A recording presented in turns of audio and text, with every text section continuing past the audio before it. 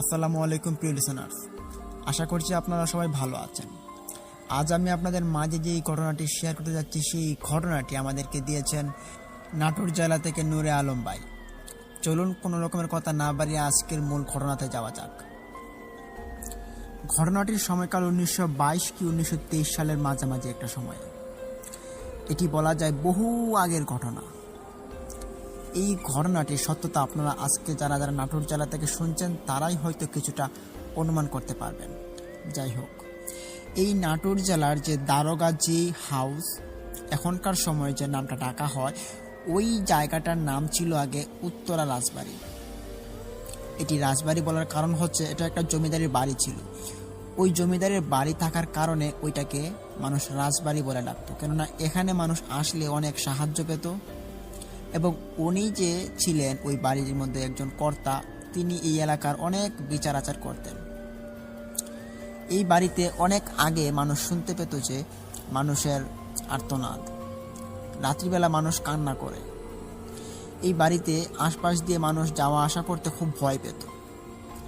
এর কারণ হচ্ছে খুব ভয়াবহ একটি ঘটনা যেটি ঘটে যায় এই রাজবাড়িতে ওই জমিদারের সঙ্গে। তখনকার সময় মানুষ বিচার আচার নিয়ে কোনো জমিদার বাড়ি বা কোনো রাজবাড়ি এরকম বিশেষ একটা বাড়িতে তারা যেতেন। ওইখানে সুষ্ঠু বিচার পাওয়ার আশায় মানুষ ওইখানে যেতেন এবং যাওয়ার পর তাদের মনোব্যক্ত প্রকাশ করতেন। বিচার তারপর তারা করতেন, যা যা করার সেটা করে দিতেন। এমনইভাবে একটি দাসী, সে ওই রাজবাড়িতে কাজ করত। ওই রাজবাড়িতে কাজ করার সময় তার একটা ছেলে ছিল, বয়স তখনও বেশি হয়নি, ছোট্ট একটা বাচ্চা। তার মা যখন ঘুম থেকে ওঠার পর ওই রাজবাড়িতে কাজ করতে যেত, তখন তার বাবা ছিল না। এর কারণে তাকে নিয়ে ওই রাজবাড়িতে তিনি যেতেন। কাজের ফাঁকে ফাঁকে বাচ্চাকে একটু সময় দিতেন এবং বাচ্চার সঙ্গে অন্য বাচ্চারা খেলা করত। এর জন্যই তিনি সুযোগ সুবিধা পাওয়াতে ওনার বাচ্চাকে ওইখানে নিয়ে যেতেন। একদিন ঘটে কি, ওনার বাচ্চা ওই রাজবাড়িতে প্রবেশ করে। যেহেতু রাজবাড়িতে দুই একটা বাচ্চা ছিল, ওই বাচ্চাগুলোর সঙ্গে খেলতে খেলতে সে ঘরে চলে যায় এবং ওইখান থেকে সে একটা বিশেষ দামি সম্পদ যেটা চুরি করে, ওইটা সে শখবশত চুরি করে। তবে এটা বেচলে যে অর্থ পাওয়া যাবে সেটা কিন্তু তার ধারণা ছিল না, ছোট একটা বাচ্চা ছিল। সে এটা নিয়ে সে বাড়িতে চলে যায়। বাড়িতে গিয়ে আলমারিতে সাজিয়ে রাখে ওইটা। যদিও তখন আলমারি ছিল খুব অন্যরকম টাইপের, ওইটা দেশে সাজিয়ে রাখে। কিছুক্ষণ পর ওই রাজবাড়িতে কান্না এবং চিৎকারের রোল পড়ে গেল। কি ব্যাপার, এই মহামূল্যবান জিনিসটা কোথায় গেল? এটা ছিল একটা স্বর্ণের কোনো একটা অংশ বিশেষ, খুব দাম ছিল ওইটা। তখন ওইটাকে খুঁজতে খুঁজতে পায় না কেউই। তখন ওই দাসীকে সন্দেহ করা হয়, বলা হয় যে এই দাসী আজকে কাজ করতে এসেছে, এই দাসীর বাড়িটা আজকে তল্লাশি করলেই হয়তো পাওয়া যেতে পারে। তখন দাসী তার পায়ে গিয়ে লুটিয়ে পড়লো, বলল যে আমি এসব কিছু জানি না, আপনি আমাকে শুধু শুধু ভুল বুঝবেন না। কিন্তু চুরি গেছে, এখন তো এটা খুঁজতে হবেই। এই বলে ওই জমিদার বাড়ির জমিদার তিনি তার সঙ্গে দুজন লোককে নিয়ে ওইখানে যান, ওই দাসীর বাড়িতে। দাসীর বাড়িতে যাওয়া মাত্রই দেখতে পায় যে দাসীর ছেলে ঘর থেকে বেরিয়ে এসেছে। তখন ঘরে সোজা চেয়ে দেখেছে ওইখানে একটা বিশেষ কিছু জকমক করছে আলমারির ভিতরে। কাছে গিয়ে দেখতে পেলে জমিদারের সেই বিশেষ মহামূল্যবান জিনিসটি এখানে পড়ে আছে। তিনি দেখতে পেলে ওইটা হাতে নিয়ে ওই ছেলেটাকে জিজ্ঞেস করে যে কিরে, তুই এটা কিভাবে আনলি এখানে? তখন সে বলে যে আমার এটা ভালো লেগেছে, তার জন্য এনেছি। কিন্তু জমিদারের ওটা খুব রাগ। সে ওই ছেলেটাকে ধরে নিয়ে আসে এবং ওই ছেলেটাকে কঠিন বিচার করবে বলে তাকে জমিদার বাড়ির পাশে একটি বড় গাছে বাঁধা হয়। ছোট্ট একটা বাচ্চা, সে তো ভুল করে এটা করতেই পারে, তবে তার জন্য এত বড় একটা শাস্তি? হ্যাঁ, তখনকার সময়ে কোনো মানুষ যদি ভুল করত, তার শাস্তি হতো খুব ভয়াবহ। এর জন্য ওই যে বাচ্চাটার মা ছিল, সে ওইখানে এসে লুটিয়ে পড়ে। সে বলে যে আপনি আমার বাচ্চাকে ছেড়ে দিন, যা করার হয়তো আমাকে করুন। তখন জমিদার বলে ওঠে যে এই বাচ্চাটা তো চোর, এটাকে যদি আজকে ছেড়ে দিই তাহলে এটি ভবিষ্যতে আরো বড় রকমের চোর হবে। এই বলে ওই বাচ্চা এবং বাচ্চার মা সহ দুইজনকে একবারে শুনে চড়ানো হয়। কিছুক্ষণ পর দুজন মারা গেল। বাচ্চা এবং মায়ের লাশ এখানে পড়ে আছে। সারা এলাকার মানুষ এসে এখানে জড়ো হয়, এসে দেখতে পারে যে এই দাসীর বাচ্চা এবং দাসী মৃত অবস্থায় এখানে পড়ে আছে। তারপর যথারীতিভাবে ওই রাজবাড়ির পিছনে ওদেরকে কবর দেওয়া হয়। যেহেতু তাদের কোনো বাড়িঘর ছিল না, একটা বাড়িতে তারা ভাড়া হিসেবে থাকতো, তাদের কেউ ছিল না, এর কারণে কোনো প্রতিবাদও ছিল না। তখন ওইখানে কবর দেওয়া হয়। কবর দেওয়ার 2 দিন পর সবকিছু ঠিকঠাক চলছিল। 2 দিন পর যখন এখানে একজন অতিথি আসবেন ওই রাজবাড়িতে, অতিথিটা সে কিছু একটা গড়বড় দেখতে পায় এখানে। সে যখন ওই রাস্তা দিয়ে এগোচ্ছিল তখন সে শুনতে পায় যে পিছন থেকে কেউ একজন কান্না করছে, ফিস ফিস করে আওয়াজ বলছে যে আমার বাচ্চা ফিরিয়ে দাও, আমার বাচ্চা ফিরিয়ে দাও। এরকম মানে তার বাচ্চাকে সে চাইছে, তার বাচ্চাকে হয়তো কেউ নিয়ে চলে গেছে এবং সে এখানে যাকেই পাচ্ছে তার কাছেই তার বাচ্চাকে ফিরে যাচ্ছে। এটা শুনতে পেরে এই অতিথিটা সে দৌড় দিয়ে রাজবাড়িতে চলে আসে। এসে হাঁপাতে হাঁপাতে বলেছে এরকম এরকম ঘটনা ঘটে গেছে রাস্তার মধ্যে। জমিদার বাড়ির জমিদার সে অবাক হয়ে বলে যে কি ব্যাপার, এটা কিভাবে হতে পারে, চলো তো গিয়ে দেখি। তখন 4-5 জন যাওয়ার পর দেখতে পারে যে এখানে আর কিছুই নেই, পুরোটা সাদা মাটা হয়ে আছে, কোনো রকমের শব্দ, কোনো আওয়াজ বা কেউ নেই এখানে। বলে যে তুমি ভুল দেখেছো, চলো বাড়িতে চলো। বাড়িতে নিয়ে আসা। তখন ওই রাজবাড়িতে সবাই ঘুমায়। রাত প্রায় 9টা এরূপ একটা সময়, মানে রাতের 2য় প্রহর এখনো শুরু হয়নি। সবাই ঘুমালো 3 দিন। ওই 3 দিনের পর তারা শুনতে পারে যে বাড়ির পিছন থেকে ওই কান্নাটা ভেসে আসছে। কান্নাটা খুব ভয়াবহ কান্না। এই কান্নার সঙ্গে আবার কথা ভেসে আসছে যে আমার বাচ্চাকে ফিরিয়ে দাও, আমার বাচ্চাকে ফিরিয়ে দাও। শুনতে পারে অনেকেই। তারা তখন ঘুম থেকে সবাই উঠে পড়ে, উঠে সবাই জার্জির মতো করে জার্জিকে ডাকতে থাকে, কিন্তু দেখতে পারে সবাই সজাগ হয়ে আছে এবং সবাই সবাইকে ডাকছে। বিষয়টা অদ্ভুত ঠেকল।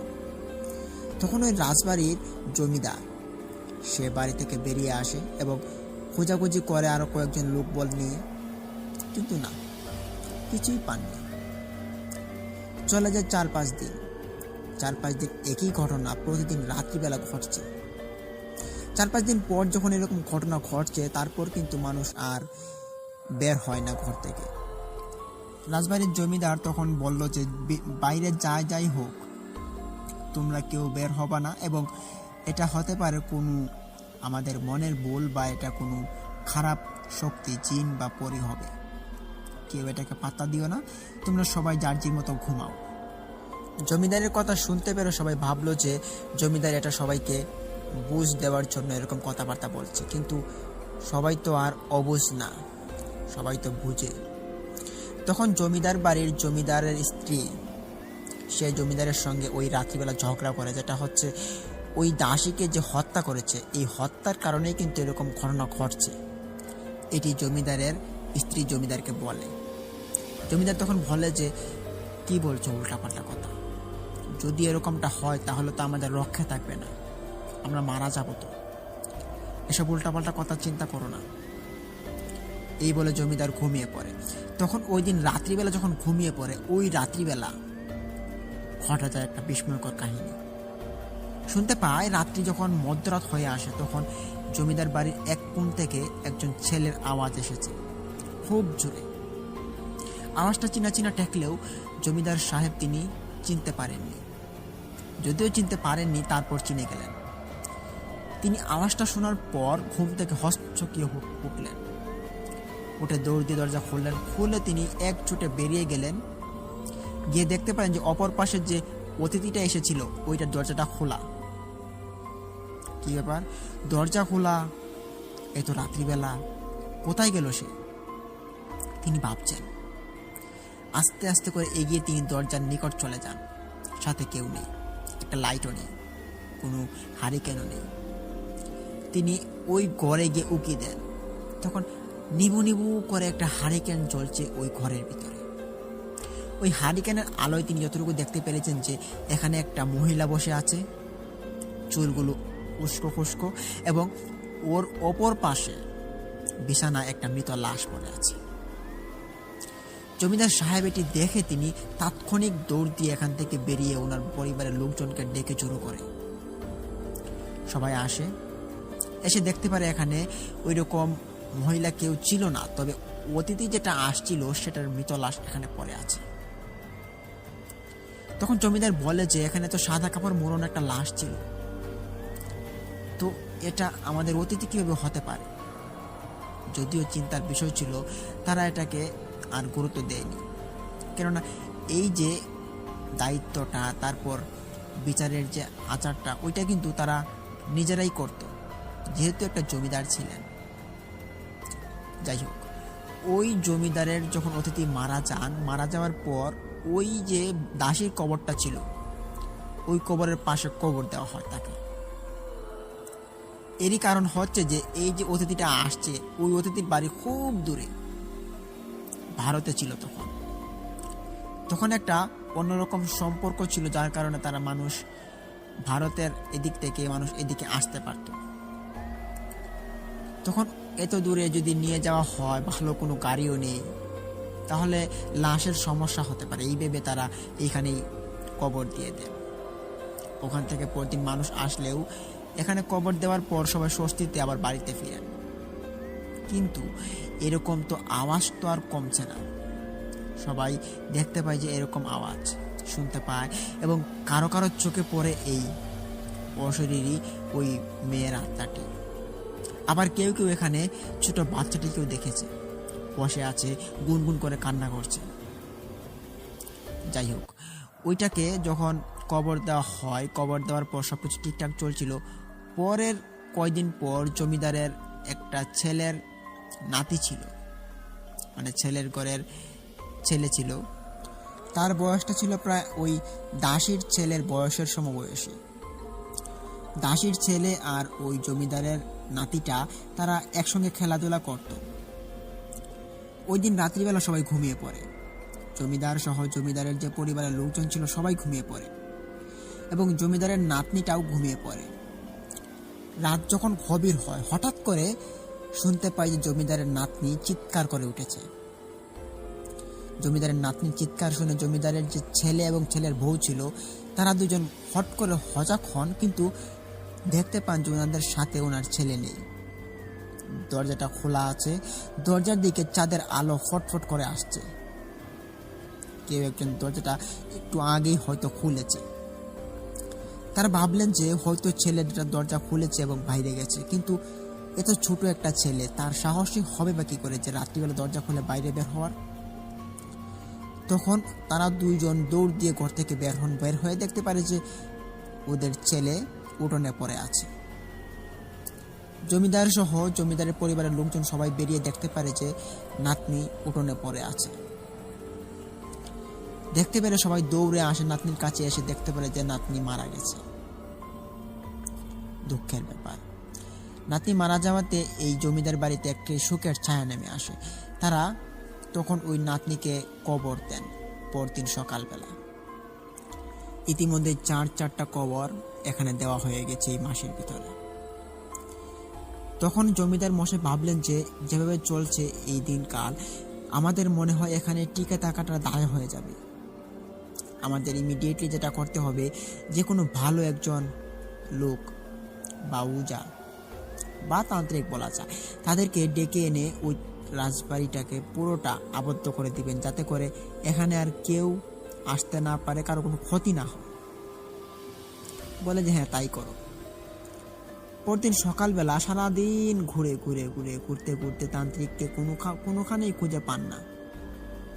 খুঁজতে না পেরে ক্লান্ত ভরা মন নিয়ে তিনি বাড়িতে চলে আসেন এবং বলে যে না, পেলাম না কাউকেই, তবে এটাকে কোনো একটা বিহিত করতে হবে।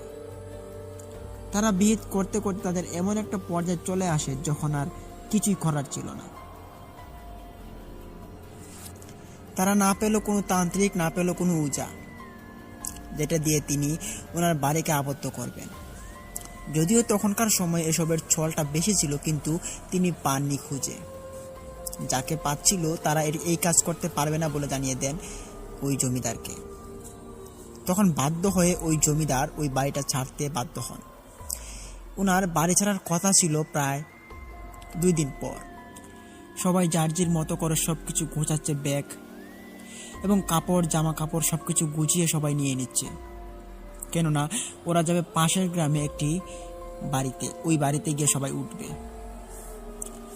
তখন ওই রাত্রিবেলা যে কাণ্ডটা হয় সেটা হচ্ছে, জমিদারের যে স্ত্রী ছিল সে স্বপ্ন দেখে একটা। স্বপ্নের মধ্যে ওই যে দাসীর ছায়ামূর্তিটা হঠাৎ তার চোখে ভেসে ওঠে। দাসী বলে যে, আপনারা আমাদেরকে এভাবে ধ্বংস করে দিয়ে এভাবে এত সহজে চলে যেতে পারবেন, এটা কি আপনারা ভেবে দেখেছেন আদৌ? কাউকে ছাড়বো না, সব কটাকে মেরে ফেলবো বলে দিলাম। এই বলে হাসতে হাসতে সে ছায়ামূর্তিটা বাতাসের সঙ্গে মিশে গেল। জমিদারের স্ত্রীর ঘুম ভেঙে যায়। তিনি ঘুম থেকে চকিয়ে উঠেন। উঠার পর জমিদারকে স্বপ্নের ব্যাখ্যাটা খুলে বলেন। জমিদার বলে যে, সর্বনাশ হচ্ছে আমাদের সঙ্গে, যদি এরকম চলতে থাকে তাহলে তো আমাদের এই দেশে থাকাটাই দায় হয়ে যাবে। ওনারা ইমিডিয়েটলি করে কালকে সকালবেলায় চলে যাবেন বলে রওনা দেন। তো রাতটা তো পোহাতে হবে নাকি? ওই রাত পোহাতে পোহাতে ওনার যে একজন মেয়ে ছিল, যার বয়স 16 কি 17 হবে, তখনকার সময়ে কিন্তু মানুষকে আগে ভাগে বিয়ে দিয়ে দেওয়া হতো। কারো বয়স 14, 13, 12 এরকম হলেই কিন্তু বিয়ে দেওয়া হতো। তো জমিদার মেয়ে ছিল একটু ব্যতিক্রম। তার জন্য জমিদার মশাই ভালো ভালো পাত্র খুঁজছেন, কিন্তু পাচ্ছেন না, এই বলে তাকে বিয়ে দিচ্ছেন না। তবে তার বিয়েটা তখন জানা যায় যে ঠিক হয়েছিল কোনো একটা ভালো ছেলের সঙ্গে। এরই আগে যেটা ঘটেছে, ওই মেয়েটা ওই রাত্রিবেলা মারা যান। তার মৃত্যুটা ছিল বেশ ভয়াবহ। তার সঙ্গে যেটা হয় সেটা হচ্ছে, ওই মেয়েটা, যার বয়স 16 বছর বয়স হবে, ওই মেয়েটা কি করলো, ঘরের ভিতরে ঢুকে পড়লো রাত্রিবেলা। যখন সবার কথাবার্তা শেষ হলো, সে ঘরের ভিতর ঢুকে সে চুপি চুপি বসেছিল। মানুষ যখন এসে ডাকছে যে ওঠার জন্য, কিন্তু সে কোনো রকমে উঠছে না, সে কোনো সারা শব্দ করছে না। সে বলছে যে তার কোনো ভালো লাগছে না, চলে যেতে। এটা একবার বলেছিল। সবাই শুনতে পেরে ভাবলো যে হয়তো এরকম বাড়ির পরিস্থিতি দেখার পর তার এরকম ঘটনা ঘটছে। পরবর্তীতে কেউ আর তাকে কিছু জিজ্ঞেস করলো না। এরই পরবর্তীতে আবারও আগের দিনের মতো যখন ওই রাত্রের দ্বিতীয় প্রহরটা শেষ হয়, তখন শুনতে পায় যে ওই মেয়েটার আর্তনাদ। হ্যাঁ, ওই জমিদার মশাইয়ের মেয়েটা আর্তনাদ করছে খুব জোরে জোরে। সে বলছে, আমাকে বাঁচাও, আমাকে মেরে ফেললো, আমাকে বাঁচাও। শুনতে পেরে সবাই ঘর থেকে দৌড় চেয়ে বের হয়। বের হয়ে জমিদারের মেয়ের ঘরের সামনে আসে। এসে ডাকাডাকি শুরু করে, কিন্তু জমিদারের মেয়ে একস্বরে বলছে, আমাকে বাঁচাও, আমাকে বাঁচাও। কেউ যেন তাকে টেনে নিয়ে যাচ্ছে, এরকম ভাবে সে বলার চেষ্টা করছে। তখন বাধ্য হয়ে জমিদার মশাইয়ের ছেলে এবং জমিদার মশাই দুজন মিলে দরজাটা ভেঙে দেন। ভেঙে দেখতে পারেন যে জমিদার মশাইয়ের মেয়ের মুখ থেকে ফেনা বের হচ্ছে, এবং সে মাটিতে, এবং তার একটা পা ঝুলেছিল, মানে যে খাট ছিল ওই খাটে। বিষয়টা খুব অদ্ভুত ঠেকলো তাদের কাছে। হাতে ধরতে পেরে দেখলো যে মেয়েটা মারা গেল। তবে তার মারা যাওয়াটা একটু বেশ অন্যরকম ছিল, যেটা হচ্ছে তার যে মৃত্যুটা হচ্ছে এটা সবার সামনে দেখতে পাচ্ছিল। তার মুখ থেকে ফেনা বের হচ্ছিল এবং হাতের মধ্যে কাবা কাবা ভাব, সারা শরীর গিরগিরিয়ে তার দম যাচ্ছে, এরকম একটা অবস্থা দেখতে পেলে সবাই কান্নায় ভেঙে পড়ে। সুখের একটা ছায়া নেমে আসে ওই জমিদারের বাড়িতে। আবার তখন জমিদার মশাই ওই রাত্রিবেলা তিনি ভাবলেন যে রাত্রিবেলাটা পার হোক, তো সকালবেলা তাকে গোসল করিয়ে কবর দেওয়া হবে।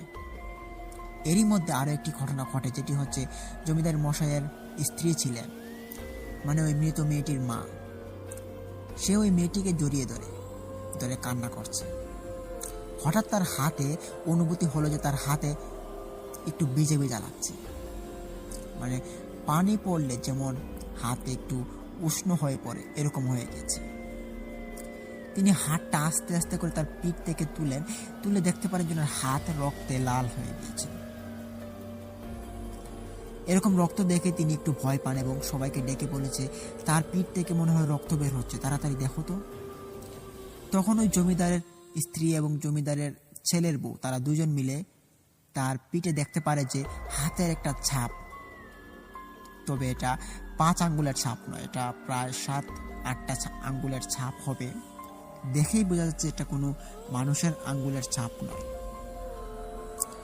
ভয়াবহ একটি পিশাচের হাতের ছাপ হবে এটা। তবে এখানে পিশাচ আসবেই বা কি করে? এখানে তো এই দাসীর আত্মা এবং দাসীর ছেলের আত্মাটা এখানে বিরাজমান। পরদিন সকালবেলা ওই মেয়েটাকে দাফন দেওয়া হয়। দাফন দেওয়ার পর ইমাম সাহেব বললেন যে আপনি যে কাজটা করেছেন ওই দাসীকে হত্যা করেন, দাসীর ছেলে দাসীকে দুজনকে একবার হত্যা করে দিলেন, এতে আপনার ফায়দা কি হলো? আপনি তো এটা খুব বড় একটা ভুল করেছেন। চাই যে ভুলটার মাসুল আজকে আপনাকে এখন তিলে তিলে করে দিতে হচ্ছে। এটা আপনাকে করতে হতো না, কিন্তু আপনার ভাগ্যে এটা ছিল। তখন ইমাম সাহেবকে বলা হলো যে আপনি কি কোনো আমাদের বাড়িটাকে পর্যালোচনা করতে পারবেন যে যাতে কোনো রকমের জিন বা আত্মা বাড়িতে প্রবেশ করতে না পারে? তখন তিনি বলেন যে আমার দ্বারা এটা সম্ভব না, আপনারা অন্য কারো কাছ থেকে এরকম যদি পারমিশন বা কিছু পান তাহলে আপনারা যেতে পারেন, কিন্তু আমি এটা পারবো না। এই বলে তিনি না করে দিলেন। তবে এরই পরবর্তীতে যখন জমিদার মশাই এবং জমিদার যে বাড়ির লোকজন প্রায় 7-8 জন ছিল, তারা সবাই মিলে এই বাড়ি ছেড়ে দিবেন বলে পাশের গ্রামে চলে যান। পাশের গ্রামে বেশ ভালোই দিন কাটছিল, 1 মাস 1.5 মাস 2 মাস যাওয়ার পরই তাদের যে পুরনো বাড়িটা ছিল জমিদার বাড়ি, ওই জমিদার বাড়ির পাশে একটা লাশ খুঁজে পাওয়া যায়। লাশটাকে অদ্ভুত ঠেকলো মানুষের কাছে। ওটা ছিল একটা পুরুষের লাশ, যে কিনা সারাদিন গরু হাল বেয়ে তারপর সন্ধ্যার পর সে গরুগুলোকে নিয়ে বাড়ি ফিরছিল। এমত অবস্থায় সে মারা গেল। তাকে পিছন থেকে কেউ ঘাড় ধরে চেপে ধরেছে এবং ওই চাপের প্রভাবে সে তার ঘাড়ের মধ্যে কিছু আঙ্গুলের ছাপ বিশেষ তৈরি হয় এবং সেই প্রভাবে সে মারা যায়। তখন পরদিন সকালবেলা ওই ছেলেটাকে সবাই দেখতে পারে, তবে এটি যে রাত্রিবেলা মারা গিয়েছে এটা সবাই বুঝতে পারে। তখন আর কি করার, পাশের গ্রামের ছেলে মারা গেছে ওই জমিদার বাড়িতে। তখন ওই জমিদার বাড়িতে তার বাবা মা আসে এবং এসে বলে যে আপনাদের জন্য আজকে আমার ছেলেটা মারা গেছে, আপনারা আমাদের ছেলের ভর্তুকি দিবেন। এই বলে জমিদারকে খেপায়। এটা ছিল একটু অন্যরকম টাইপের সংগৃহীত করা, যেটা অনেক মানুষই জানে যে এই ঘটনাটা একটা হাস্যকর ঘটনা হয়ে গিয়েছে। জমিদার মশাই তখন কি করলেন, তার অর্থ সম্পদ কিছু ওই ছেলেটার মাকে দিয়ে দেন, দিয়ে বললেন যে আপনার ছেলেকে তো আর ফিরিয়ে দিতে পারবো না, এটা রাখেন আপনার কাছে। যথারীতিভাবে তিনি চলে গেলেন। পরবর্তীতে আস্তে আস্তে করে এটা পূরণ হতে থাকে। ওই বাড়িতে আর কেউ যায় না, বাড়িটা একটা পরিত্যক্ত বাড়ি হিসেবে পড়ে আছে। ওই বাড়ির পাশ দিয়ে মানুষ যাতায়াত করার সময় যদি যারা যারা মৃত্যুবরণ করত, তারা তাদের পরিবার সহ আরও অন্যান্য মানুষদেরকে সবাইকে সচেতন করতেন, বলতেন যে এই রাস্তাটা ভালো না, এদিকে কেউ যাতায়াত করবেন না। তখন এক নামে চেনা হয়ে গেল এই রাস্তাটা একবারে খারাপ রাস্তা, বাজে রাস্তা, এটাকে কেউ বসবাস করবে না, কেউ যাতায়াত করবে না, এটা এভাবে পড়ে থাকবে এই এলাকার মধ্যে। যাই হোক, চলে যায় এভাবে কয়েকটা দিন। হঠাৎ একটা মেয়ে এবং মেয়ের মা তারা বেড়াতে আসে এই এলাকাতে একজন লোকের বাড়িতে। যদিও এলাকার মেহমানরা ঘুরতে চায়, এলাকাতে আসার পর গ্রাম্য জিনিস দেখতে চায় অনেকেই, এরকম কৌতূহল জাগে তাদেরও। ওদের কৌতূহল বশত ওই এলাকার যে যাদের বাড়িতে বেড়াতে এসেছিল, এখান থেকে একজন ছেলে ওই মেয়ে এবং মাকে তারা এখানে ঘুরতে নিয়ে আসে ওই রাজবাড়িতে। ওই রাজবাড়ির সম্পর্কে তাদেরকে আগে অনেক কিছু বলেছিল, যার কারণে তারা এই রাজবাড়িতে আসার জন্য পাগল হয়ে যায়। তখন ওই রাজবাড়িতে আসানো হয় এবং আসার পর তারা এই রাজবাড়িতে অনেক কিছু স্থাপনা, তারপরে এই যে কবরস্থান, এই ময়লা আবর্জনা যে হয়ে আছে, এটা খুব ভয়ানক একটা দৃশ্য হিসেবে দেখাচ্ছিল। এটা দেখতে পেরে অনেক এই যে মা মেয়ে তারা দুইজন খুব অবাক হচ্ছিল। খুব দূর থেকে বেড়াতে এসেছে এখানে, এখানে আসার পর এরকম একটা অবস্থান দেখতে পাবে তারা এটা চিন্তা করেনি। তারা তখন ভাবলেন যে এই বাড়িটা পুরোটা ঘুরে দেখবে। তখন ছেলেটা বলে উঠলো যে যদি বাড়িটা পুরোটা ঘুরে দেখি তাহলে কিন্তু আমাদের ক্ষতি হবে, এখানে এমনিতেই মানুষ মারা যায়, তো আমাদের যথারীতি সম্ভব এখান থেকে চলে যেতে পারলে আমাদের জান বাঁচে, চলুন সন্ধ্যা ঘনিয়ে আসছে। কিন্তু না, এখানের যে মেয়ে মা তারা কিন্তু এখানে ঘুরতে এসেছে, তারা এখানে ঘুরবে, তারা এখান থেকে আসবে না, না বলে দিল ছেলেটাকে। তখন ছেলেটা বলল যে আপনারা দেখুন, আপনারা আমার মামি লাগেন, তাড়াতাড়ি চলে আসেন, এই জায়গাটা ভালো না। তখন এরা কোনো কথা শুনে না, তারা বলল যে আমরা এই রাজবাড়িটা আরো ঘুরবো। এই দিন ছিল চাঁদের আলো, বড় একটা চাঁদ উঠেছে আকাশে, ওই চাঁদের আলোতে ওই রাজবাড়িটা পুরোটা ফকফকা দেখাচ্ছিল। তারা ঘুরছে ঘাটছে, হঠাৎ ওই মেয়েটি দেখতে পায় যে এই কবরস্থানের উপর থেকে একটা বাতি জ্বলছে, হারিকেন বাতি। সে দেখতে পেয়ে তার মাকে বলল যে দেখো তো, এই কবরস্থানের উপরে কেউ একজন হারিকেন বাতি ধরিয়ে দিয়েছে। মেয়েটির মা তখন মেয়েটির কাছে এসে দেখতে পারে যে একই ঘটনা, যে এই কবরস্থানের উপরে কেউ একজন হারিকেন দিয়ে বাতি জ্বালিয়েছে। আগ্রহবশত ওই হারিকেনের কাছে যান তারা, আস্তে আস্তে করে কাছে যান, গিয়ে দেখতে পান যে হারিকেনটা উদাও। একটু অদ্ভুত ঠেকলেও বিষয়টা তারা কিছু ভাবেন, তারা ভাবলো যে হয়তো মনের ভুল হয়েছে, এটা পিছিয়ে চলে আসে। পিছনে ওই রাজবাড়িতে আবার প্রবেশ করে ঘরের ভিতরে। তখন ওই ঘরের ভিতরে যখন তারা প্রবেশ করে, শুনতে পায় যে ঘরের চারদিক থেকে কেউ একজন বলছে আমার ছেলেকে ফিরিয়ে দাও, আমার ছেলেকে ফিরিয়ে দাও, এরকম একটা আওয়াজ দিয়ে। খুব ভয়ানক দেখাচ্ছিল। তারা দুজন মা মেয়ে খুব ভয়ে জমে যাচ্ছে এখানে। তখন ওই ছেলেটা তাদের সঙ্গে ছিল না, ছেলেটা ভয় পেয়ে এখান থেকে চলে যায় এবং এই ছেলেটা চলে যাওয়াতে তারা আরো ভয় পায়। মেয়েটি তখন বলছে ভাইয়ের সঙ্গে চলে গেলে আমাদের ভালো হতো, এখানে থেকে আমাদের কাল ডেকে নিয়ে আসলাম। তখন মা মেয়ে দুজন মিলে ঘর থেকে বের হওয়ার সিদ্ধান্ত নেন। তখন এখানে মাটা অনুভব করতে পারে যে তাদের পিছন থেকে কেউ একজন টেনে ধরেছে,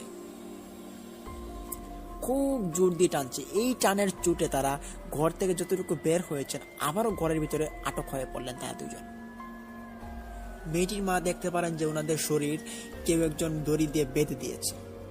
দড়িটা বেশ মোটা ছিল এবং খুব ভয়ানক ধারালো দড়ি ছিল।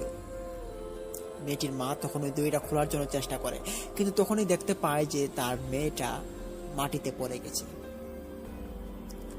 মেয়েটা মাটিতে পড়ে যাওয়া দেখে মেয়েটির মা এখানে একটু ভয় পেয়ে মেয়েটির কাছে যাওয়ার চেষ্টা করে, কিন্তু এগোতে পারছে না।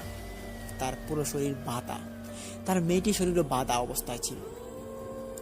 মেয়েটির মা তখন খুব জোর জবরদস্তি করে ওই বাঁধ থেকে সে ছুটে, এবং ছুটার পর তার মেয়ের কাছে যায়, গিয়ে দেখতে পারে তার মেয়েটা মারা গেছে। তার মেয়ের শ্বাস নিঃশ্বাস চলছে না। এই দেখে সে ঘর থেকে দৌড় দিয়ে বের হয় এবং অনেকটা দূর যাওয়ার পর দেখতে পারে যে কিছু মানুষ এখানে বসে আছে দোকানের পাশে। তাদেরকে সব ঘটনা খুলে বললে তারা এখানে চলে আসে। এসে দেখতে পারে যে এখানে মেয়েটির লাশ পড়ে আছে, তবে মেয়েটির শরীরে খুব বাজে অবস্থায় ক্ষত বিক্ষত হয়ে গিয়েছে। এইটুকু সময়ে এরকম ক্ষত বিক্ষত হবে এটা কিন্তু অনুমান করার বাইরে। মেয়েটির এই অবস্থা দেখে মেয়েটিকে এখানে থাকা লোকজনগুলো সবাই কাঁধে করে নিয়ে ওই যে যেখানে বেড়াতে এসেছে ওখানে চলে যান সবাই। কান্নাডুল পরে জমিদার বাড়িতে আবারও মানুষ আসে, ওই যে নতুন বাড়িটা, এসে বলে যে এরকম এরকম অবস্থা হয়েছে, এখন আমরা কি করব। তখন সিদ্ধান্ত নেন যে ওই জমিদার বাড়িটাকে তারা ভেঙে ফেলবে। এটা ছিল তাদের মস্ত বড় একটা ভুল। ওই জমিদার বাড়িকে ভেঙে ফেলার সিদ্ধান্ত নেওয়াতে তাদের রাত্রিবেলা একটা স্বপ্ন দেখে জমিদার সাহেব। স্বপ্নটা ছিল বেশ ভয়ানক একটি স্বপ্ন, যেটি তিনি আশা করেন কখনো দেখবেন। তিনি ভারাক্রান্ত মন নিয়ে আবারও আগের দিনের মতো ঘুমিয়ে পড়েন। এর পরের দিন তিনি ওই জমিদার বাড়িটিকে তিনি ভেঙে ফেলবেন বলে সিদ্ধান্ত নেন। বিকেলবেলা কিছু লোকজনকে বললেন যে আমার বাড়িটা ভেঙে ফেলবো, তোমরা কালকে আমাকে একটু কাজ করে দিবা। যথারীতিভাবে তারা সবাই রাজি হলো যে বাড়িটা ভেঙে ফেলবে, কেননা এই বাড়িটার কারণেই কিন্তু এলাকার অনেক মানুষ ক্ষতিগ্রস্ত হচ্ছে এবং এই ক্ষতিগ্রস্তটার প্রভাবে অনেক মানুষ ভয়ে আতঙ্কিত। যথারীতিভাবে তিনি ঘুমালেন। ঘুমানোর পর স্বপ্ন দেখলেন যে একটি বিশাল আকৃতির একটি অবয়ব তার সামনে এসে দাঁড়িয়ে বলল যে এই জমিদার বাড়িতে যদি কেউ হাত বাড়ায় তাহলে তার পরিবার নির্বংশ করে দেব। এই কথাটা মাথায় রাখিস, আর যদিও তোরা সাহস করিস একটাকেও ছাড়ব না। এই বলতে হাসতে হাসতে বিদায় নিল অবয়বটি। তখন ওই জমিদার সাহেব তিনি এই ঘটনাটি শোনার পর তিনি সকালবেলা সব লেবারকে বললেন। লেবাররা বলল যে এটা হচ্ছে তার অন্যরকম চালাকি হতে পারে। এরা কোন রকমের কথাবার্তা সিদ্ধান্ত ফয়সালা করেই তারা ভাবলেন যে এই বাড়িটাকে ভেঙে ফেলবে, মানে ভেঙে ফেলবেনি। সকালবেলা হাতুড় হ্যামার নিয়ে সবাই রওনা হলো জমিদার বাড়ির উদ্দেশ্যে। এখানে কিছু মানুষ ফ্রিতে কাজ করার জন্য এসেছিল। তখন সবাই মিলে যখন ওই বাড়িটাকে একটা আঘাত করার চেষ্টা করবে, খুব সকাল, ওই সকালবেলা যখন মানুষ কাজে গেছে, ওই সময়টাতে কেউ একজন উপর থেকে, উপরটা বেশ উঁচু ছিল না, একটি এখানে রেন্টি গাছ ছিল, ওই রেন্টি গাছের উপর থেকে একটা ছায়া মূর্তির ডাক এলো। বলল যে কেউ এই বাড়িতে হাত দিবা না, বলে দিলাম। যদি কেউ এই বাড়ির দিকে হাত দেওয়ার চেষ্টা করো তাহলে সব কটার খবর আছে। শুনতে পায় সবাই, কিন্তু সবাই শুনতে পেরেও এখানে স্থগিত ছিল না। সবাই এই বাড়িটা ভাঙা শুরু করে দেয়। বাড়িটা ভাঙতে ভাঙতে অর্ধেক ভেঙে ফেলে। খুব ভয়ানক একটি কাজ করছে সবাই এখানে। তারপর কাজে থাকাকালীন কোনো মানুষই শুনতে পায়নি আর এরকম অবয়বের কথাবার্তা। পরদিন যখন রাত্রিবেলা আসে, ঘর কিন্তু অর্ধেকটা ভাঙা, অর্ধেকটা চূড়া। ওই অর্ধেকটা ভাঙা ঘর হঠাৎ করে এখানে পুরোটা জোড়া হয়ে পড়ে। সকালবেলা মানুষ এসে দেখতে পারে যে ঘরটা যে যতটুকু তারা ভেঙেছিল, ইট পাথর দিয়ে কিছুটা তৈরি করা হয়েছিল, কিছুটা টিন দিয়ে, কিছুটা ছন দিয়ে, এরকম সুন্দর করে একটা ঘর তৈরি করা হয়েছিল। এই ঘরটা এখন ভুতুরে ভাবে, অদ্ভুত ভাবে আবারও জোড়া লেগে গিয়েছে, যেটা কিনা ভাঙা হয়েছিল অনেকটা। এটা দেখতে পারার পর অনেক লোক এখান থেকে কাজ করবে না বলে সম্মতি জানায়, বলেছে আমরা এখানে কাজ করব না, আমরা এখান থেকে চলে যাচ্ছি। এই বলে সবাই চলে যায়। কিন্তু এখানে যে একটা গড়বড়ের বিষয় রয়েছে, এই যে বিষয়টা, এটা যখন প্রকাশ পায় পরদিন সকালবেলা যে এটি আবারও জয়েন হয়ে গিয়েছে, তখন মানুষ আর এখানে হাত বাড়ানোর চেষ্টা করে না। হাত বাড়ানোর চেষ্টা না করলেও যেটা হয় সেটা হচ্ছে যে যে মানুষগুলো এই বাড়িটার দিকে নিক্ষেপ করেছে, ভাঙার জন্য আঘাত করেছে, এই মানুষগুলোর পরিবার থেকে 2 জন করে মানুষ মারা গিয়েছে। এরই মধ্যে জমিদার বাড়ির জমিদার সাহেব এবং জমিদার সাহেবের ছেলের বউ আর যারা যারা কাজ করতে এসেছে তাদের খুব ভালো ভালো মানুষগুলো 2 জন করে মারা গিয়েছে। এই বিষয়টা কিন্তু একটা রহস্যময় একটা বিষয় হিসেবে দাঁড়ায়। এর পরবর্তীতেও যখন মানুষ এখান দিয়ে যেত, এখানে শুনতে পেত আওয়াজ, কান্না। এটা প্রায় 20-30 বছর পর্যন্ত এরকমটা চলেছে। এই রাজপ্রাসাদ ছোট জমিদার বাড়িটি, এটি একটা ভুতুরে বাড়ি হিসেবে পরিচিত। এটির মধ্যে কেউ একজন কান্না করে খুব ভয়ানক বাজে দেখায়, ভয়ও লাগে। আবার এরকমের কারণে মানুষ এই ভুতুরে বাড়িটার কাছ দিয়ে মানুষ যেতই না। যদিও মানুষ পরিদর্শন করার জন্য যেত, যারা যারা যেত তারা খুব সাহসী ছিল এবং এদেরই মধ্যে কিছু না কিছু ক্ষতি হয়েছে তাদের সঙ্গে। যাই হোক, এই ছিল আজকের আমাদের প্রথম ঘটনা। এখন আমরা চলে যাবো আমাদের সেই ভয়ানক তৃতীয় ঘটনাটিতে। প্রথম ঘটনাটি কেমন লাগলো প্রিয় লিসেনার্স? যদি ভালো লাগে থাকে তাহলে ভিডিওতে লাইক দিন, কমেন্ট করুন, শেয়ার করে বন্ধুবান্ধবদের মাঝে ছড়িয়ে দিন এবং অবশ্যই আমাদের সেই ইউটিউব চ্যানেলটিকে সাবস্ক্রাইব করুন, পাশে থাকা বেল আইকনটি অন করুন এবং আমাদের সাথে থাকুন সবসময়। তাই সাবস্ক্রাইব করতে আমাদের চ্যানেলটিকে ভুলবেন না। আমরা 1 লক্ষ সাবস্ক্রাইবার দিকে এগোচ্ছি, আশা করি আপনাদের সহযোগিতা আমরা পাবো। তাই আপনারা আমাদেরকে সাবস্ক্রাইব করে আমাদের পাশে থাকুন, আমাদের উৎসাহকে আপনারা বাড়িয়ে দিন। যাই হোক, কথা না বাড়িয়ে আমরা এখন চলে যাবো আমাদের দ্বিতীয় ঘটনাটিতে। দ্বিতীয় ঘটনাটি আমাদের মাঝে শেয়ার করেছেন রনি ভাই। ওনার বাড়ি কিশোরগঞ্জ জেলায়। উনি একটি ভয়ঙ্কর একটি ঘটনা যিনি শেয়ার করেছেন, এটা হচ্ছে আপনাদের গায়ের লোম দাঁড়িয়ে পড়তে পারে। তাই এই ঘটনাটি আপনারা মনোযোগ দিয়ে শোনার চেষ্টা করুন। আশা করি এই ঘটনাটি আপনাদের প্রথমটি দেখে অনেকটা ভালো লাগবে। উনি গাড়ির ড্রাইভার, বিশেষ করে তিনি সিএনজি চালান। ওই সিএনজি চালানোর সময়কালীন তিনি, আজ থেকে এটা 6 বছর আগের ঘটনা, তিনি তখন সিএনজি চালাচ্ছেন। একটা টিপ পরে তখন ওনাকে যেতে হবে ইটনা, কিশোরগঞ্জ জেলার ইটনা। ওইখানে একটা গ্রাম আছে ইটনা নামক। এখানে প্রতি বছর পানি উঠে, ওই পানির প্রভাবে অনেক মাছ, তারপরে কি বলে যে সাগর থেকে অনেক মাছগুলো আসে, পাথর, নৌকা, জাহাজ, লঞ্চ, অনেক কিছু এখানে ভিড় করে। আবার এখান থেকে সিএনজি ড্রাইভার, অটো ড্রাইভার তারা কিন্তু খুব ভাড়া পায় এখানে। এরই জন্য রনি ভাই তিনি ভাবলেন যে এখান থেকে ভাড়াগুলো যদি নিয়ে এসে তাদেরকে নিয়ে জায়গাতে পৌঁছে দিয়ে আসতে পারি, তাহলে ভাড়ার যে হিসাবটা এটা কিন্তু ক্লিয়ার হয়ে যাবে। তিনি এখানে এক ট্রিপ, লং ট্রিপ ভাড়া মারবেন বলে তিনি ওখানে চলে যান। যাওয়ার পর তিনি এখানে বসে থাকেন, কোনো ভাড়া নেই। যদিও তিনি আগে 3 দিন ভাড়া মেরেছেন, 3 দিন খুব ভালোই চলছিল, কিন্তু এরপর দিন ভাড়ার অবস্থা খুব খারাপ। তিনি ভাবেন যে কি এবার আজকে এটা কি হচ্ছে, কোনো ভাড়া পাচ্ছি না। হঠাৎ একটা লাশ আসে ফেরি করে। ফেরিতে লাশ দেখে রনি ভাই একটু অবাক হলেন, বলেন যে এই লাশটাকে ফেরি করে আনতে হলো কেন? যেখানে মারা গেছে এখানে কবর দিলেই তো পারতো। যথারীতি সন্ধ্যা হয়ে যায়। ওনাকে বলল যে আপনি কি যাবেন? কোথায় যাবেন? কিশোরগঞ্জের বুড়াঘাট নামক জায়গাতে। বলে যে বুড়াঘাট নামক জায়গা তো এটা খুব দূরে, এখান থেকে না হলেও 21 কিলো হবে। বলে যে হ্যাঁ, এখানেই যাব। তো আপনারা কারা কারা যাবেন?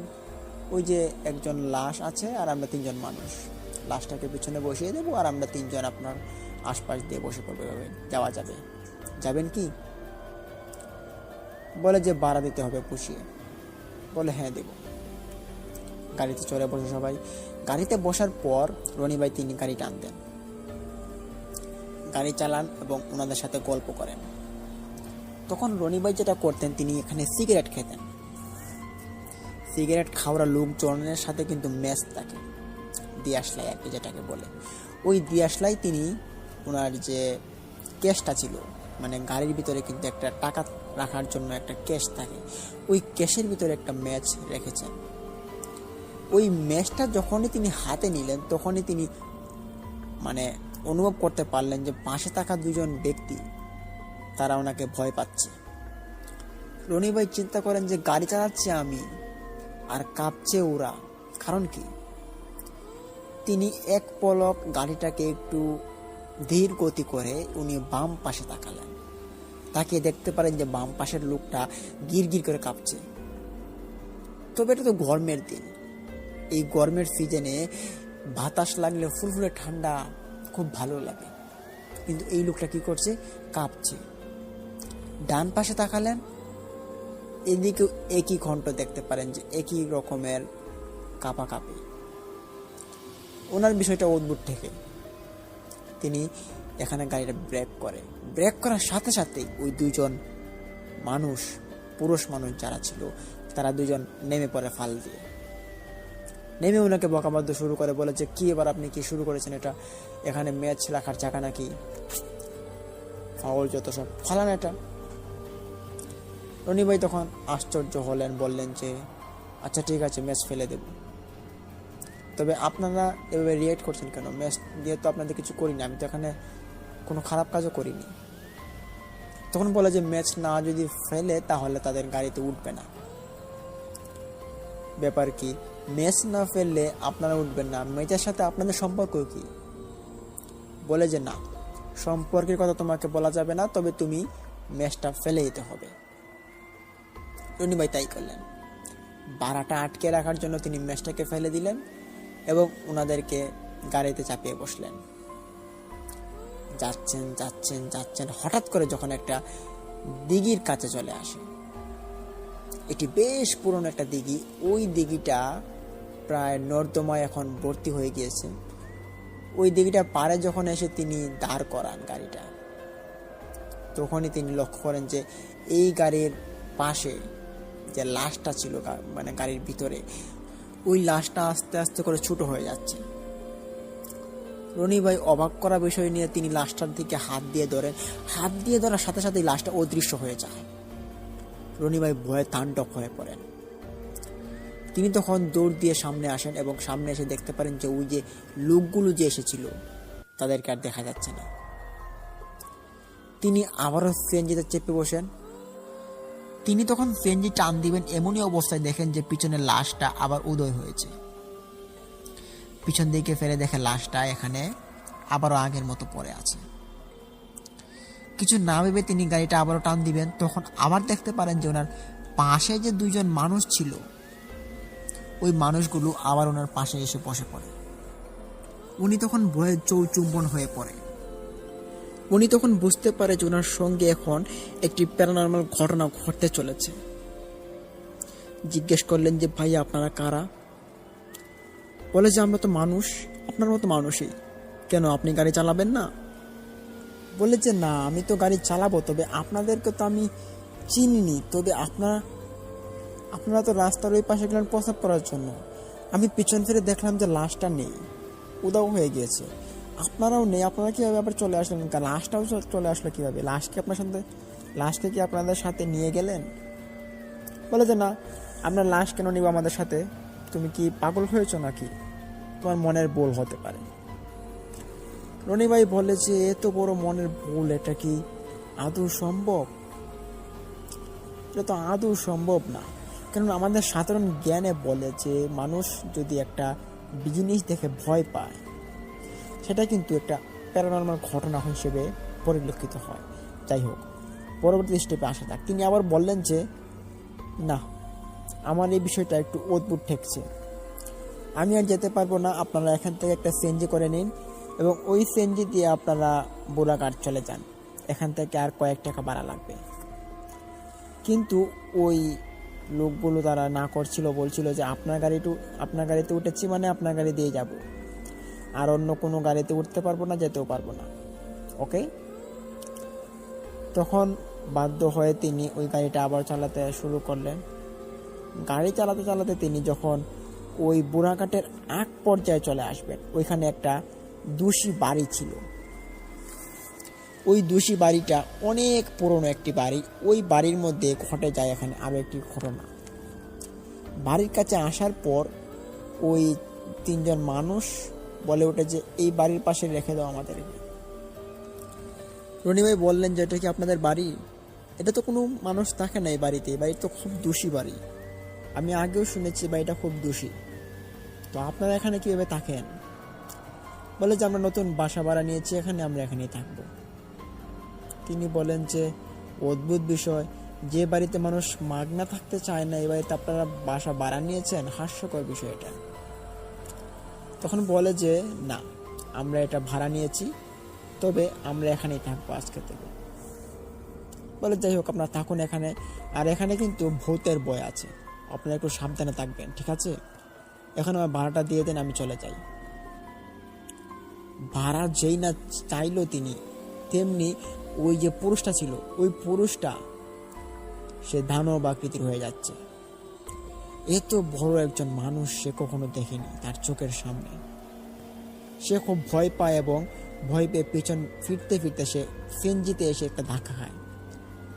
তখন তার কানে কানে এসে বলেছে, ভাড়া চেয়েছিস, ভুল করেছিস, আবার যদি কোনো ভুল করিস তাহলে একবার জানে মেরে ফেলব। তখন রনি ভাই একটু ভয় পেয়ে তিনি এখানে সেন্সলেস হয়ে পড়েন। ওনার ভাগ্য ভালো যে ওই রাস্তা দিয়েই একটা সিএনজি ড্রাইভার সে ড্রাইভ করে এখান দিয়ে যাচ্ছে। আপনারা দেখে থাকবেন যে ড্রাইভারদের জন্য কিন্তু বেশ একটা মায়া এবং অনুভূতি আছে। তাদের মধ্যে যত ঝগড়া হোক, এক ড্রাইভার বিপদে পড়লে কিন্তু আরেক ড্রাইভার এগিয়ে আসবেই। তবে ওই ড্রাইভারটা সে ভাবলো হয়তো এখানে সে অন্য কিছু কাজ করছে, ওইটা দেখার জন্য সে ওই গাড়ির কাছে আসে এবং রনি ভাইয়ের গাড়ির কাছে এসে দেখতে পেরে রনি ভাইকে চিনতে পারলে। বলে যে কি ব্যাপার, এখানে রনি পড়ে আছিস? রনি, এই রনি, ওঠ ওঠ। কিন্তু রনি কোনো রকমের শব্দ করছে না, সে জ্ঞান হারা হয়ে পড়ে আছে, তবে শ্বাস নিঃশ্বাস চলছে। দেখতে পেলে একটু স্বস্তি পেলেন তিনি এবং ডাকাডাকি ডাক পর্যায়ে রনির জ্ঞান ফিরে। রনি ওঠার পর তিনি গাড়িতে চেপে বসেন, বলেন যে তাড়াতাড়ি এখান থেকে চল। বলে যে চলি মানে? চলে গেলে কিভাবে হবে? তোর কি হয়েছে আমাকে বল, খুলে বল। তখন বলে যে খুব মারাত্মক বিষয়, তাড়াতাড়ি চল। গাড়ি যেই না স্টার্ট দিল, চাবি লাগালো, তখনই হঠাৎ তার গাড়ির চাকাটা ফুটে যায়। এমন একটা ভালো জায়গায় চাকা ফুটে যাওয়াটা কিন্তু রনি ভাইয়ের কাছে একটা অদ্ভুত লাগলো বিষয়টা। রনি ভাইয়ের যে বন্ধু ছিল তার কাছেও বিষয়টা অদ্ভুত লেগেছে। তো আর কি করার, তারা দুজন এখন যাচ্ছে বাড়ির পথে। তারা খানিকটা দূর যাওয়ার পর দেখতে পারে যে কিছু মানুষ রাস্তার মাঝখানে ভিড় করে আছে। ব্যাপার কি, এই রাস্তার মাঝখানে মানুষ ভিড় করে আছে কেন? ওনারা দৌড় দিয়ে আসেন, এক ফ্রেঞ্জি নিয়ে আরেক ফ্রেঞ্জি তো এখানে ফেলে রেখে চলে এসেছেন। লোক সমাজের ভিতরে এসে দেখতে পারে যে এখানে একটা লাশ পড়ে আছে। লাশটা ছিল সেম উনি যে লাশটাকে পরিবাহী করেছিলেন, যেমনটা মোড়ানো ছিল তেমনটা, যেমনটা চেহারার ফেস কাটিং ছিল তেমনটা, যেমনটা শরীরের উঁচু লম্বার যে সাইজটা, যে লম্বার সাইজটা ঠিক তেমনটা। দেখতে পেরে অবাক হলেও তিনি ওখানে কিছু বলেন না। তার কারণ হচ্ছে উনি যদি এখানে কিছু বলেন তাহলে ওনার কথাগুলো কেউ বিশ্বাস করবে না। উনি তখন আরো একবার দেখার জন্য ওনার বন্ধুকে বললেন যে এই বিষয়টা এখানে ঘটেছে, চল আমরা যাই, গিয়ে দেখি যে এখানে কি, আমরা যেখান থেকে এসেছি এখানে কি কোনো লাশ টাশ আছে নাকি। তারা দুজন তখন যে দুর্দান্ত সাহসিক যে পথটা বেছে নেয় ওইখানে যাওয়ার জন্য, তারা গাড়িতে আবার চেপে বসে। তখন যাবেন ওই জায়গাটিতে যেখানে লাশগুলোকে নামিয়ে দিয়ে এসেছে এবং কোনো ভাড়া নেই।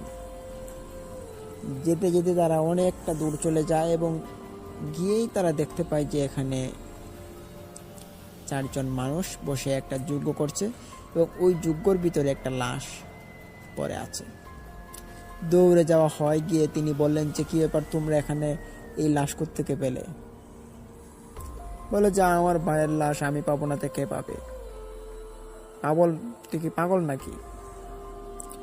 তখন রনি ভাই বলেন যে না না, এই লাশটা ওই যে রাস্তার মাঝখানে পড়ে আছে, আমি দেখতে পেলাম। অ্যাক্সিডেন্ট করে হয়তো মারা গিয়েছে, তারপর তাকে কাফনের কাপড় পরিয়ে রাস্তার সাইডে রাখা হয়েছে। এটা কি আপনার বোন? বলে যে আপনাকে এতটুকু জানতে হবে না, আপনি এখান থেকে চলে যান। এটি বলে একজন ভদ্র পুরুষ, যদিও তারা ছিল একটি অবয়ব। তখন এই কথা শুনে রনি ভাই এবং রনি ভাইয়ের সাথে থাকা বন্ধু তারা ইশারা করে এখান থেকে চলে যাওয়ার জন্য প্ল্যান করে। গাড়ি থেকে চেপে বসার সাথে সাথেই হঠাৎ উপর থেকে একটা, মানে উপরের সাইডের যে অবয়বগুলো ছিল ওইখান থেকে একজন নেমে আসে, এসে সোজা দাঁড়িয়েছে সিএনজির সামনে রনি ভাইয়ের। রনি ভাই অবাক করা দৃষ্টিতে উপর থেকে তাকিয়ে দেখতে পারলেন যে খুব উঁচু একটা লম্বা মানুষ অবয়ব, সে তার সিএনজির পাশে সামনে দাঁড়িয়ে আছে। তিনি দেখতে পেয়ে ওনার বন্ধুকে শক্ত করে ধরলেন, বললেন যে দেখ এখন কি করব? বলে যে ঘাবড়াস না, দাঁড়া দেখছি কি করা যায়। তখন ওই যে অবয়বটা, ওটার সাথে তারা কথা বলার চেষ্টা করেছিল, কিন্তু তারা কোনো রকমের কথা বলেনি। তখন নানা রকমের দোয়া কেরাত পড়লেন তারা, পড়ার পরপরই দেখতে পারলেন যে এই অবয়বগুলো উধাও হয়ে গিয়েছে, বেনিশ হয়ে গিয়েছে। তখন মনে একটি স্বস্তি ফিরে পান এবং ওই স্বস্তির প্রভাবে তারা গাড়িতে চেপে বাড়ির দিকে রওনা দেন। কিন্তু অবাক করার বিষয় আরও একটা ছিল, যখন তারা ওইখানে চলে যায়, যেটা আর কি তারা যেখানে যায়, ওইখানে যাওয়ার পর দেখতে পারে যে লাশটা এখানে পড়ে আছে। কেউ এই লাশটাকে দেখছে না এবং কেউ ওই লাশটার মায়াও করছে না। তখন আর কি করার, ওই লাশটাকে তো মাটিতে খুব কবর দিতে হবে। এই ভেবে রনি বললেন যে এই লাশটার একটা রহস্য রয়েছে, লাশটার বাবা মা কোথায়। তখন এই লাশটার যে বাবা মা তারা কেউ বলতে পারছিল না, বলে যে লাশটার তো বাবা মা কেউ চিনি না, তবে লাশটা এখানে রাস্তায় পড়েছিল, এই জন্য এই লাশটাকে আমরা এনেছি। বলে যে কি সর্বনাশ করলা তোমরা, লাশটাকে চিনো না তাহলে আনলা কেন? এই লাশের মতো সেম একটা লাশের অবয়বের সঙ্গে আমার দেখা হয়েছে আজকে এখানে, তারা আসতে পারে। তখন বলে যে কি বলছেন আপনি? দৌড় দিয়ে নামার পর দেখতে পারলো যে এখানে একটা মানুষ বসে আছে ওই লাশটার সঙ্গে। সেই মানুষটাকে তিনি চিনে ফেললেন এক নজরে। এটা আর কেউ নয়, ওই যে উনি দেখেছিলেন লাশের সঙ্গে ছিল অবয়বটা, ওই অবয়বটা। দেখার সাথে সাথেই তিনি চিনতে ভুল করলেন না। তিনি তখন ভাবলেন যে এখান থেকে হুট করে কেটে নেওয়াটাই আমার জন্য বেটার হবে। তিনি ওনার বন্ধুকে নিয়ে এখান থেকে হুট করে চলে যাওয়ার সিদ্ধান্ত নেন এবং একই অবস্থায় তারা দুজন বন্ধু মিলে এখান থেকে চলে আসে বাড়িতে। পরদিন সকালবেলা শুনতে পারে যে এই লাশটা রাত্রিবেলা উধাও হয়ে গিয়েছে। লাশটিকে কেউ পায়নি, লাশটিকে কেউ কবরও দিতে পারেনি। এই রহস্যময় একটি ঘটনা আজীবন রহস্যই থেকে গেল। কেউ এটির বিস্তারিত যে আলোচনা, তারপরে এই লাশটির সঙ্গে যে ঘটে যে ঘটনাটা, এটার যে একটা গভীরতা কেন হয়েছে, এটা কিন্তু কেউ এখনো আজ পর্যন্ত বুঝে উঠতে পারেনি। লিসেনার্স, এই ছিল ঘটনা। এই ঘটনাটি কেমন লাগলো? যদি ভালো লাগে থাকে তাহলে ভিডিওতে লাইক দিন, কমেন্ট করুন, শেয়ার করুন এবং বন্ধু বান্ধবদের মাঝে ছড়িয়ে দিন এবং আমাদের এই চ্যানেলটিকে সাবস্ক্রাইব করুন, পাশে থাকা বেল আইকনটি অন করুন। প্রিয় লিসেনার্স, আমাদের এই চ্যানেলের প্রতিদিনও সত্য নির্ভর ঘটনাগুলো আমরা আপলোড করে থাকি। আশা করি আমাদের এই ঘটনাগুলো আপনাদের যথেষ্ট ভালো লাগবে এবং সত্য নির্ভর ঘটনাগুলো আপনাদের মাঝে আমরা তুলে ধরার চেষ্টা করি। এর কারণে আপনারা আমাদের সাথে থাকুন এবং আমাদের ঘটনাগুলো শুনুন। কেমন লাগে কমেন্ট করে আপনাদের মহামূল্যবান কমেন্টের মধ্যে আপনাদের বক্তব্যগুলো জানান। তো প্রিয় লিসেনার্স, দেখা হচ্ছে কাল কোনো নতুন একটি এপিসোড নিয়ে। ততক্ষণ সবাই ভালো থাকুন, সুস্থ থাকুন।